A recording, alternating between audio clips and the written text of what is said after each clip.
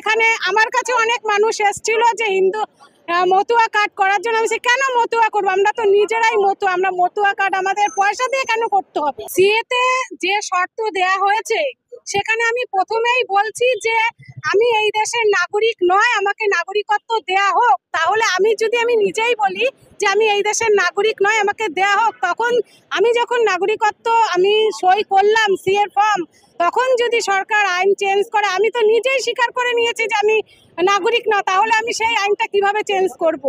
হ্যাঁ, তাহলে আমার নাগরিকত্ব জন্য আমি তো নিজেই বলছি আমি এই দেশের নাগরিক না, তাহলে আমি কেন সিএ ফর্ম ফিল আপ করবো? আর যে সিএ ফর্মে যে শর্তগুলো আছে সেগুলো সবার পক্ষে জোগাড় করা সম্ভব নয়। যদি ম্যান্ডেটরি একটা আধার কার্ড যদি করে তাহলেই সিএ ফর্ম ফিল আপ করা যায়, কিন্তু ওনারা তো বলছে যে আমরা এই দেশের নাগরিকই না, তাহলে আমরা কেন সিএ ফর্ম ফিল আপ করবো?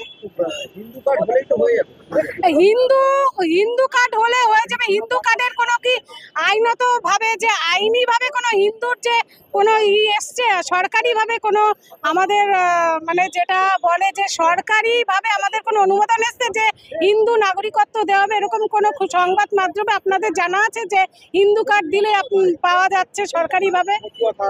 না, মতুয়া কার্ড হিন্দুকে সরকারি ভাবে দেওয়া হচ্ছে এরকম কোনো জায়গায় আছে? আপনারা পেয়েছেন? আপনারা তো সাংবাদিক।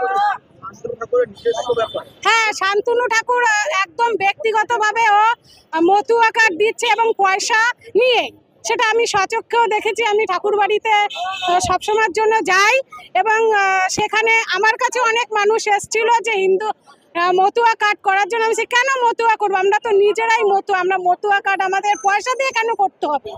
মতুয়া কার্ড এটা শান্তনু ঠাকুরের একেবারে চক্রান্ত, পয়সা তোলার একটা ব্যাপার। শান্তনু ঠাকুর যে এমনি সে পয়সা কিভাবে নিতে হবে তার একটা বুদ্ধি বের করে এই হিন্দু কার্ড।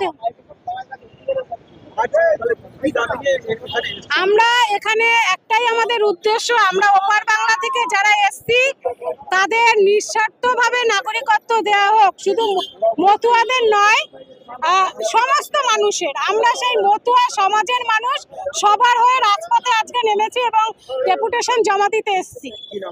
আমার নাম অর্চনা বিশ্বাস, আমি অল ইন্ডিয়া মতুয়া মহাসংঘের মহিলা কমিটির কোষাধ্যক্ষ।